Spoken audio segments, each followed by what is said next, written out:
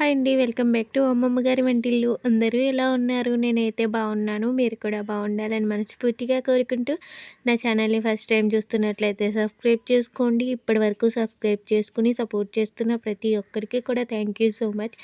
Video చూస్తున్న ప్రతి ఒక్కరు కూడా ఒక్క లైక్ చేయండి ఫ్రెండ్స్. మీరు లైక్ చేయడం వల్ల ఈ వీడియో మరింత మందికి చేరుతుంది. అలానే నాకు మోటివేషన్ లాగా ఉండి ఇంకా మంచి మంచి వీడియోస్ చేయాలని ఇంట్రెస్ట్ కూడా కలుగుతుంది. తప్పకుండా లైక్ చేయడం మాత్రం మర్చిపోకండి. ఈరోజు మన వ్లాగ్ వచ్చేసి కృష్ణాష్టమి రోజు మా ఇంట్లో కృష్ణాష్టమి ఎలా జరుపుకున్నామో ఈ వీడియోలో చూపిస్తాను. స్కిప్ చేయకుండా ఎండ్ వరకు చూసేయండి.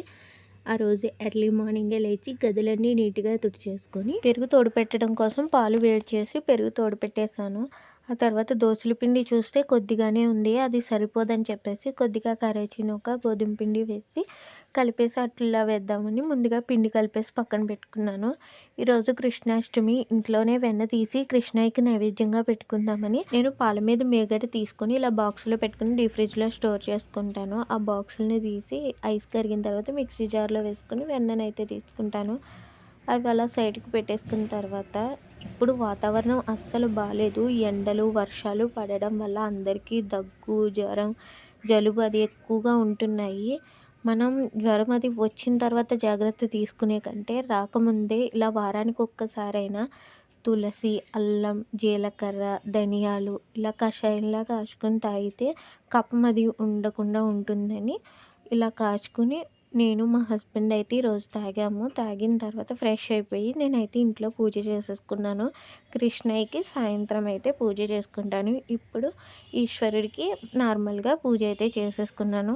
ఆ తర్వాత ముందుగా కలిపి పెట్టుకున్న అట్ల పిండితో అట్లయితే వేశాను. చాలా బాగా వచ్చాయి. కరాచినొక వేయడం వల్ల మంచి కలర్ వచ్చాయి. ఈ అట్లు చట్నీతో తినడం కంటే పంచదారతో తింటే టేస్ట్ బాగుంటాయి. ఈరోజు దోసల పిండి ఇడ్లీ పిండి గ్రైండ్ చేద్దామని ఒక గ్లాస్ మినప్పప్పుని అయితే నానబెడుతున్నాను. ఈ గ్లాసు మినప్పప్పుని ఇడ్లీ పిండికి కొద్దిగా దోసల పిండికి కొద్దిగా తీసుకుంటాను. ఈ మినప్పప్పు నానబెట్టేసిన తర్వాత బియ్యం కూడా నానబెట్టుకుంటాను. 2 గ్లాసుల బియ్యము, కొద్దిగా సగ్గు బియ్యం, శనగపప్పు, మెంతులు వేసి బియ్యం అయితే నానబెడతాను. ఈ 2 అలా సైడ్కి పెట్టేసుకుని టిఫిన్ చేసేసి పాల మీద మేగడ తీసి బయట పెట్టుకున్నాను కదా, అది ఐస్ కరిగిపోయింది. మిక్సీ జార్లో వేసేసి వెన్నపూసని తీసేసి నెయ్యి అయితే కాచేసుకుంటున్నాను. కొద్దిగా దేవుడికి నైవేద్యం పెట్టడానికి కొంచెం వెన్నపూసను వేసి గిన్నెలో తీసుకున్నాను. అది ఫ్రిడ్జ్లో అయితే పెట్టేసుకుంటాను. నెయ్యి కాచుకునేటప్పుడు కొన్ని టిప్స్ పాటిస్తే నెయ్యి ఎక్కువ రోజులు పాడవకుండా బాగుంటుంది. అలానే సువాసన బాగా వస్తుంది. నెయ్యిని ఎప్పుడూ కూడా హై ఫ్లేమ్లో కాకుండా లో ఫ్లేమ్లో ఎర్రగా వచ్చేంత వరకు మరిగించుకోవాలి. అలానే నెయ్యి కాచేటప్పుడు కొద్దిగా కరివేపాకు కానీ తమలపాకులు కానీ 2 లవంగాలు కానీ వేస్తే నెయ్యి మంచి స్మెల్ వస్తుంది. నా నెయ్యి ఇంత నెయ్యి అయితే అయ్యింది. ఎంత మంచి స్మెల్ వస్తుందో.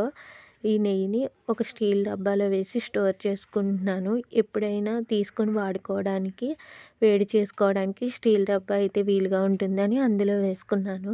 ఈరోజు కర్రీ వచ్చేసి పాలు వేసి పెసరడియాలు ఈగర అయితే వండేసాను.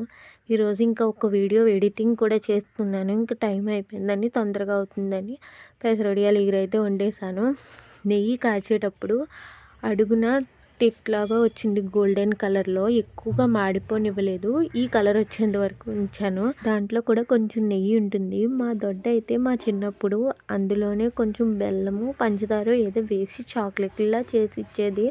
ఎప్పుడు అడుగుదాము ఎలా చేస్తుందో అనుకుంటున్నాను కానీ మర్చిపోతున్నాను. ఈసారి ఏం చేశానంటే అందులో కొంచెం వెల్లుల్లి కారం వేసి అన్నం వేసి కలుపుకున్నాను. టేస్ట్ ఎలా ఉంటుందో చూడాలి. గిన్నెలు క్లీన్ చేయాలి. ఈ లోపు అది చల్లారిపోతే నెయ్యి గడ్డగట్టేసి అంత టేస్ట్ బాగోదని వేడివేడిగా అదైతే తినేసాను. టేస్ట్ బాగుంది. కారం కారంగా కమ్మగా అప్పుడే నెయ్యి కాచాం కదా, నెయ్యి ఫ్లేవర్తో చాలా బాగుంది. ఇంకా తినేసి ఆ తర్వాత గిన్నెలు అయితే క్లీన్ చేసుకున్నాను. ఈరోజు ఇంకా మీగడ అవి తీసాను కదా, కొన్ని గిన్నెలు అయితే ఎక్కువైపోయాయి. అన్నీ క్లీన్ చేసేసి బట్టలు కూడా ఉతికేసాను. మా తోటికోడలు గారు కూడా బట్టలు అయితే ఆరేసుకున్నారు. అందుకే అన్ని బట్టలు అయితే కనిపిస్తున్నాయి. నిన్న ఆరేసిన బట్టలు అవి తీసేసుకున్నాను. వెన్నపూస అంతా తీసేసిన తర్వాత లాస్ట్ మిక్సీ జార్లో వేసిన తొరకని కొన్ని వాటర్ ఎక్కువ అయిపోయాయి. అది ఎంతసేపు ఆడినా కూడా మిక్సీలో వెన్నపూస రాలేదు. అందుకని ఇంక కవ్వంతో చిలుకుదాంలే అని చెప్పేసి అది అలా ఉంచేసి మళ్ళీ ఫ్రిడ్జ్లో పెట్టాను. ఇప్పుడు తీసి చిలుకుతున్నాను. ఇలా చేయడం అస్సలు రాదు నాకు ఎనపూస. మిక్సీలోనే కొంచెం తొందరగా అయిపోయినట్టు అనిపిస్తుంది. ఇంకా రాలేదు. మళ్ళీ ఫ్రిడ్జ్లో పెట్టి మళ్ళీ చేద్దాంలే అని ఫ్రిడ్జ్లో పెట్టేసి ఇంక పప్పు కడిగేసుకుని పప్పు అయితే గ్రైండర్లో వేసేసి ఇడ్లీ రవ్వ అయితే కడిగేసుకుంటున్నాను. ఇడ్లీ పిండి కలిపేటప్పుడు రవ్వ ఏమి కొలత పెట్టుకోను. పప్పు నానబెట్టి ఇంక పప్పు కడిగేసి గ్రైండర్లో నలిగేటప్పుడే పప్పు ఎంత ఉరువు అవుతుందో చూసుకుని దాన్ని బట్టి రవ్వ వేసేసుకుని కలిపేసుకుంటాను. అలా కరెక్ట్గా సరిపోతుంది నాకు. ఫస్ట్ ఇడ్లీ పిండి కలిపేసుకుని కొద్దిగా దోసల పిండి కోసం మినప్పిండి తీసుకుని పక్కన పెట్టుకుని బియ్యాన్ని మిక్సీ జార్లో వేసి గ్రైండ్ చేసుకుంటున్నాను. బియ్యంలో కొన్ని అటుకులు కూడా వేసుకొని గ్రైండ్ చేసుకుంటాను. అలా వేసుకుంటే దోసలు మంచి కలర్ వస్తాయి. దోసల పిండి గ్రైండ్ చేస్తూ చట్నీ పోపు కూడా ఫ్రై చేసేసుకుంటున్నాను. పుట్నాలు, వేరుశనగ గుళ్ళు, పచ్చిమిర్చి, కరివేపాకు అయితే ఫ్రై చేసుకున్నాను. ఈ చట్నీయే టేస్ట్ బాగుంటుందని ఇంక ఇదే చేస్తున్నాను. దోసల పిండి కూడా గ్రైండ్ చేసేసాను. దీన్ని వెంటనే ఫ్రిడ్జ్లో పెట్టను. ఇడ్లీ పిండి అయితే గ్రైండ్ చేసిన వెంటనే ఫ్రిడ్జ్లో పెట్టేస్తాను. కానీ దోసల పిండి మాత్రం ఓవర్ నైట్ బయట ఉంచి ఆ తర్వాత ఫ్రిడ్జ్లో అయితే పెడతాను. ఇంకా ఈరోజు రొట్టె వేసుకుందాం అనుకుంటున్నాను. అప్పటికప్పుడు రుబ్బిన పిండి ఇడ్లీ కన్నా రొట్టె బాగుంటుందని కొంచెం వరినూక కూడా కలిపి పిండి పక్కన పెట్టాను. ఆ తర్వాత గిన్నెలన్నీ కూడా క్లీన్ చేసుకున్నాను కదా, అవన్నీ కూడా ఆరిపోయాయి. ఎక్కడొక్కడ సర్దేసుకుందామని అవన్నీ కూడా సర్దేసుకుంటున్నాను. గుమ్మాలు, వాకళ్ళు అవి కూడా తుడిచేసుకున్న తర్వాత రేపు మంగళవారం కదా అని చెప్పేసి దేవుడి సామాన్లు కూడా క్లీన్ చేసేసుకుంటున్నాను. దేవుడి సామాన్లని పీతాంబరితో కాకుండా సబీనా పౌడర్, చింతపండుతో క్లీన్ చేస్తున్నాను. చాలా నీట్గా వచ్చేస్తున్నాయి.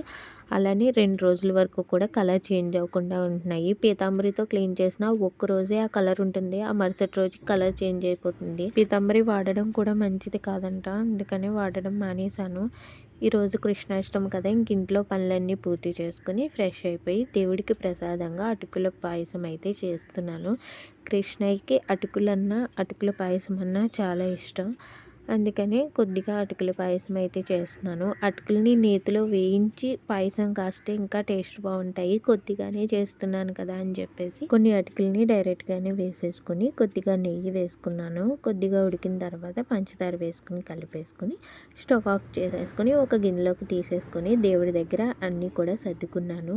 కృష్ణ పరమాత్మ ఫోటో పెట్టుకొని నా దగ్గర బంతిపూ దండలు అవి ఉన్నాయి కదా, వాటితో సింపుల్గా ఇలా అలంకరించుకున్నాను.